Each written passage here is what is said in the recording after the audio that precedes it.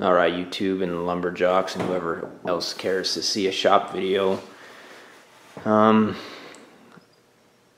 been putting this shop together for probably the last maybe 2 years almost, and I was always fascinated with everybody else's videos of their shops, and gave me a lot of ideas and a lot of inspiration. And I thought, maybe I kind of have the shop semi cleaned up, so maybe it was the time to do one of my own.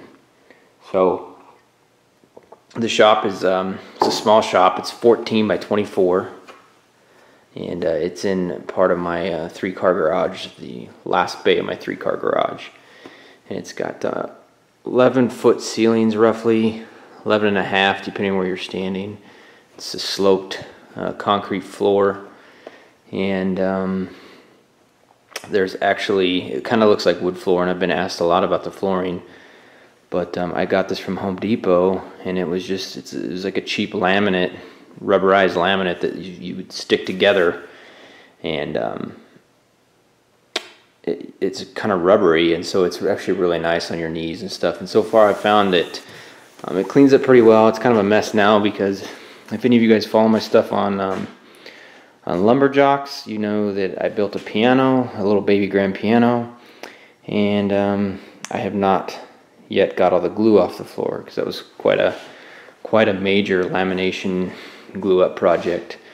But anyway, I'll just start here on the I guess this would be the northwest corner of the shop. One of probably my first tool that I ever really got was this bandsaw that I purchased. And I've kind of outgrown it a little bit. It's probably time for me to move up, but it's been all right. It's a decent saw. I had a lot of trouble with it at first, and just found out that you just had to get a really nice blade on it, and so I think they're called Timberwolf blades or something like that. And that's a 3/4 inch one, or 1/2 inch, excuse me. Of course, behind that I got a fire extinguisher. Got to have that, and bolt cutters. I'm not really sure what those are for totally in here, but and then of course I have this gas can on a burner, which most people would think I'd be crazy, except for maybe some woodworkers that know that that's for steam bending. So that's what I use that for. Got tunes for the iPhone, iPod up there on the wall. Double door. So one of the functions of the shop, or one of the things I wanted to do with it, was I kind of wanted to make sure that, or design it and lay it out so that I didn't have to move tools around that much. And everybody says you got to have everything on mobile bases, and so far it's been pretty functional without having to move stuff around, because with this little jet shaper I have, I can actually open up that double door and run out in the garage and clear over here to this other wall. We'll just kind of move down this wall. Down here I've got a radial drill press, a Shop Fox. It's sufficient for what I do. I don't really use it that much, but when I do it, it works fine. If I had to do it over again, I wouldn't have bought the radial one. I thought that maybe kind of a neat feature, but I've never used it. So if anybody's thinking about that, and you don't have anything specific for it, it's probably a waste of extra money. Sled for the shaper. Over here on this wall, I've got this old fan to kind of cool me off during the summer. This cabinet's got a bunch of my router bits, components, shaper components up in here, tools. The next one over, these are just cheap Home Depot cabinets, and everybody's like, well, you're a woodworker, you should have some cabinets, but I decided just to buy some for now, until I can kind of figure out how I want to lay things out. This one's got glue, a lot of laminate, lamination stuff up top that I use with the iron. Everything's on French cleats, so I can move it around if I get sick and tired of it, or it doesn't quite work out how I want. My radial arm saw, this thing's great, and they get kind of a bad rap, but I use this thing all the time, and it's square, and it does a really nice job and a nice cut. It's a hand miter saw for doing finer, intricate stuff. And here, if you pull this open, I have my planer, surface planer in there. It's just an older DeWalt. It's probably, I don't know, 12 years old or so. I'd like to upgrade it, but I really haven't had too big of a reason to do it other than the fact that it eats knives like crazy. So other than that, it's nice. It stores out of the way. I pull it out when I need it. So it kind of looks, it's kind of a faux front with the drawers. Eventually all this stuff's going to get kind of drawers and doors, and I just haven't got there yet. Dust collection is kind of roughed in, or at least what I kind of think. So that's probably going to be a future project to get all that done, because I've just been kind of blowing up this shop the last few months, and I just got stuff everywhere, and I just need to clean it out a little better, or keep it dust free, for my health at least. And here I got some kind of framing tools and biscuit joiner in there, another router, just stuff I don't really use a whole lot. Jigsaws in there. Up in this drawer I've got a lot of sanding stuff, sandpaper. I try to keep it kind of all up in here. I'm kind of low right now because I've been using the heck out of it for some reason. And the other side of this table here for the radial arm saw actually has a downdraft system put in it, so when I actually get my dust collection set up, you'll see it's all plumbed in and ready to go. So I can kind of use it as a little sanding station. It seemed like a good idea at the time. I don't know how much I'll use it, but we'll see. If I get it plumbed in, it might be kind of nice. There's some cabinet doors. I got a lumber rack up here with some miscellaneous stuff in it. I have another outbuilding here at the place, and I've been keeping a lot of lumber there. It definitely kind of having a place to put lumber other than a small shop like this really helps. This is a lathe I just picked up on Craigslist. I'm not sure how I feel about it, but the price was right. And I'm not much of a wood turner, but I thought it would be kind of handy to have one for some projects that I have coming up. And who knows, maybe I'll get into that. Miscellaneous dust collection stuff back there. I have this kind of weird corner back here that I don't really know what to do with yet. I feel like there'll be some kind of neat drawer system I could put in there, but I haven't figured that out yet, or what to store there. It'd probably just be oddball stuff like it is now. This is a little mini Cyclone with a 2 horsepower dust collector on it. I built this box. It's got a trash can underneath of it. It actually works really good.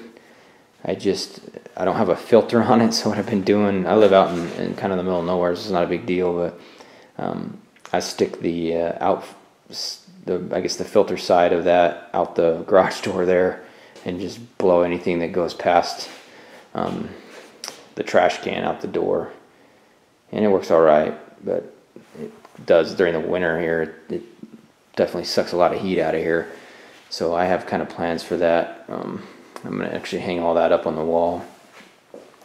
This is one of my newer purchases. This is my first Grizzly purchase, and I did a lot of research and kind of figuring out what I wanted. I knew I wanted a helical head machine, and I looked at Powermatics and I don't know, all of them, Jet, Shopbox. I looked at doing a Delta, an older Delta, the DJ20, and converting it over, and ultimately I thought the value of this was really good, and I love it. Actually, it's a really nice machine, and it's served me well here. I got rid of an older one that I just constantly had problems with, and this is probably one of the better purchases I've ever made, even though I bought it new, and I typically don't buy new tools. Just some miscellaneous lumber that I've picked up that was on a good deal. I'm not sure what I'm going to do with it yet. I have an idea for it, but I'll keep that to myself for now. And then over here to the table saw, I think that's like late 70s vintage Rockwell Unisaw. It was kind of in that transition period where they were making an okay saw. It wasn't as good as I think the older ones, but it hadn't quite got cheapened up, you know, after Delta bought them out, or however that happened. But I put this is a Shopfox fence system that I put on there, and I didn't want to spring for the Biesmeyer, I guess. And you know, I'm glad I didn't, because this one is sufficient, and it's been dead on straight since the day I put it on. And I got rid of the old Unisoft fence. I didn't care for that one, but this is great. So if anybody's thinking about buying a Biesmeyer and want to save a few $100, this is a good option. Originally, I'd planned for the table saw to be out in the middle, and you know, the floor space just didn't fit. And I wanted to be able to have a bigger outfeed, or not, excuse me, outfeed, but space to the left and right of it. And ultimately, I said, looking at some ideas, I thought I'd maybe just push it up against the wall and see if that would work for a while. And I have no reason to move it. It works really good.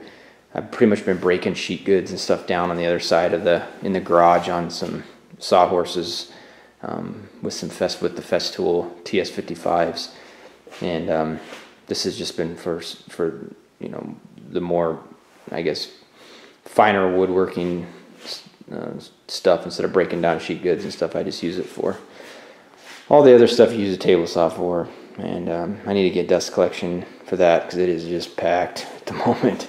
I for safety reasons, I went ahead and put this paddle switch on there. My wife always freaks out, and she keeps thinking that I need to buy a saw stop, but I always tell her there's so many other things that are out here that'll cut me. If the table saw gets me, then I guess so be it. But just be smart and use common sense when I'm using it. But I was having a hard time with the old Unisaw switch reaching under there and taking my eye off of what I was doing. I didn't like that, so I put that paddle switch on there, and then that was nice.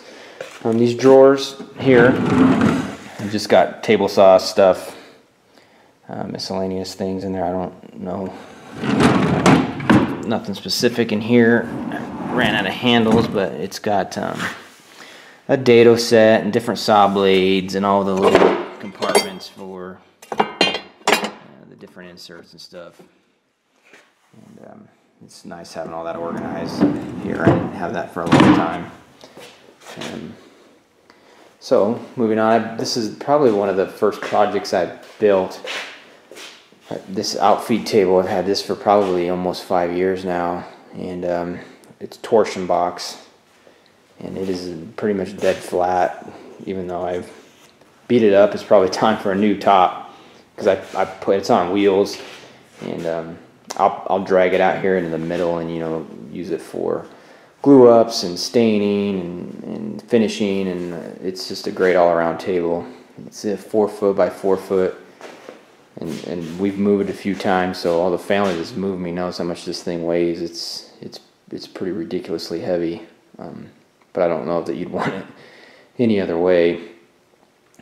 I have plans for putting some storage underneath of it right now. It's just kind of a spot where junk's been collecting, and you know, I have my hand planes are I have this tool thing built for them, and eventually I'm going to get a proper hand tool storage cabinet, and actually put it on this wall on that French cleat is the plan. We'll see. That's been the plan for, again, 2 years. Over here's, I recently got into the Festool stuff, I guess maybe a year ago, maybe not quite, maybe 8 months ago, I guess.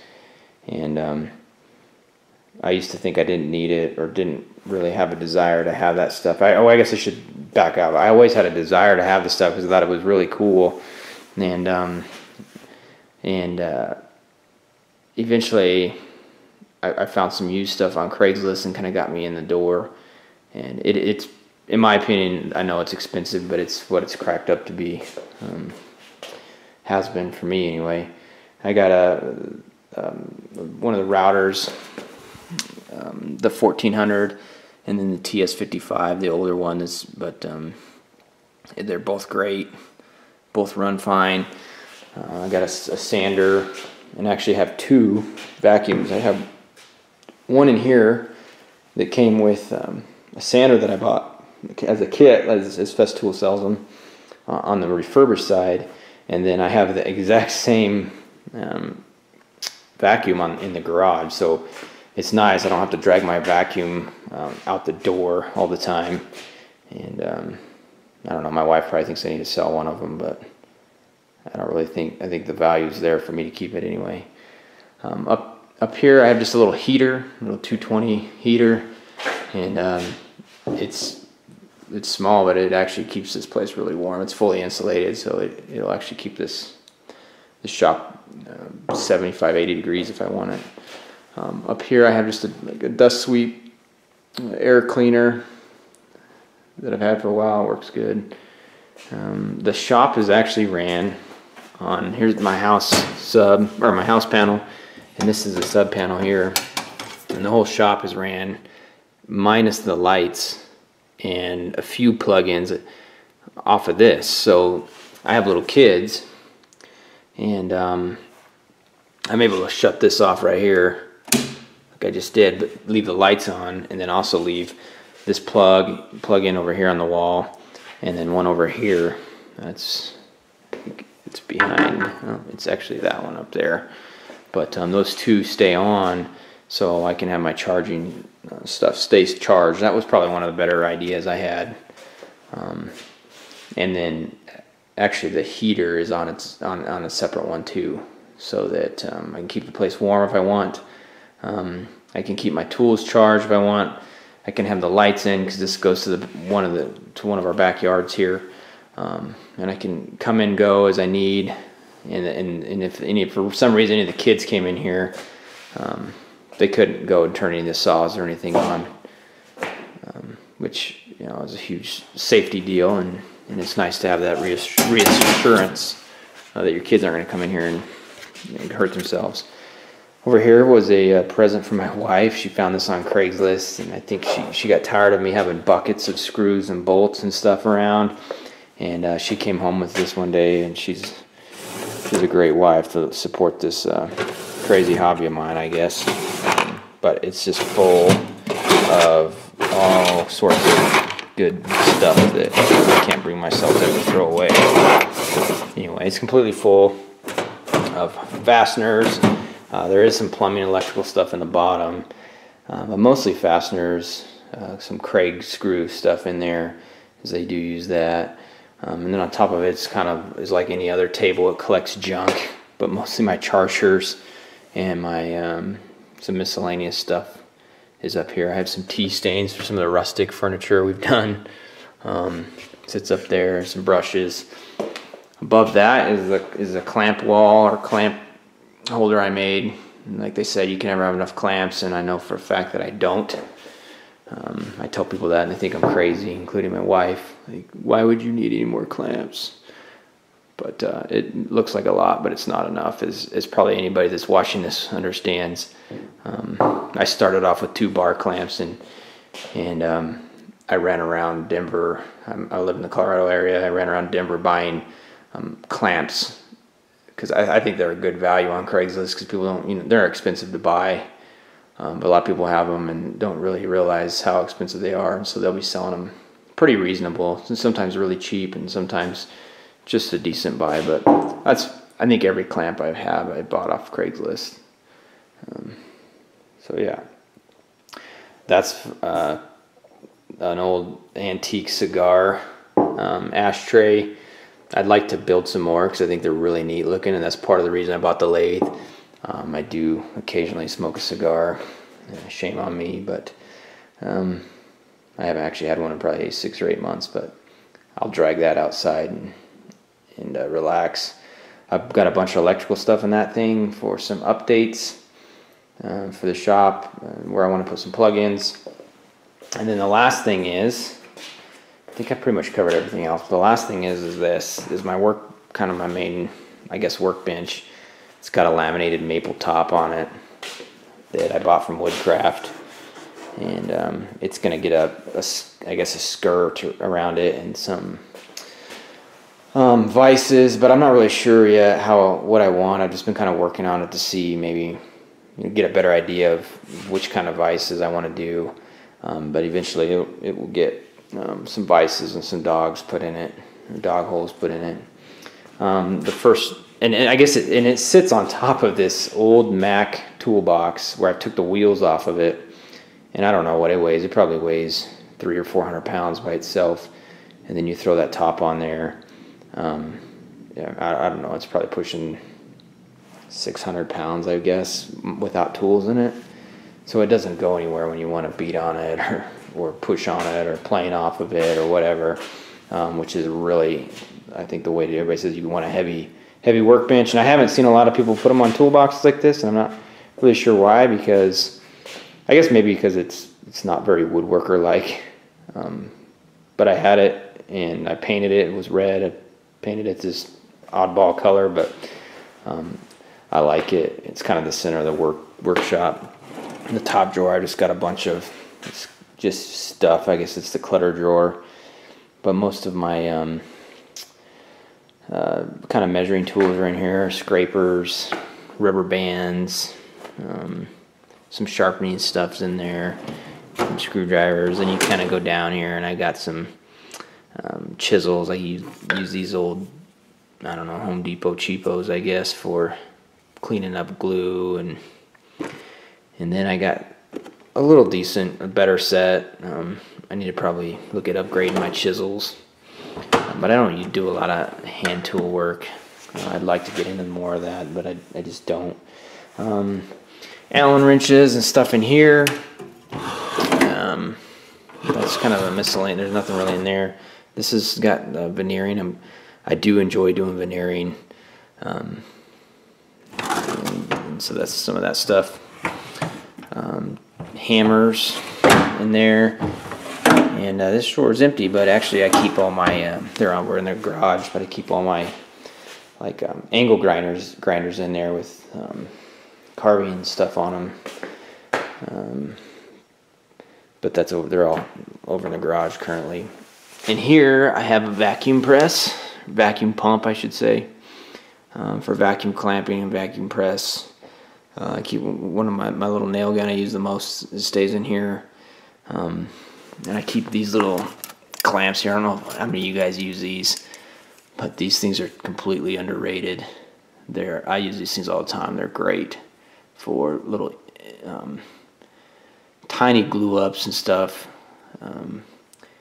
You can just put these on a corner like this, and if you're gluing up, say, a 90-degree corner, you can put it on there, and it actually holds the piece tight and snug, and you don't have to worry about trying to finagle big clamps around, or if it's something that I just built a table, and I didn't want to have the nail holes in it, and quite frankly, there was such small detail work on it. I was afraid I don't have a pin nailer. I was afraid if I hit it with that, it would just, with the other nailer, it just blown to pieces.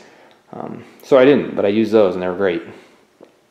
I think that pretty much sums it up, guys. There's a double door there again, and just do one last kind of look around.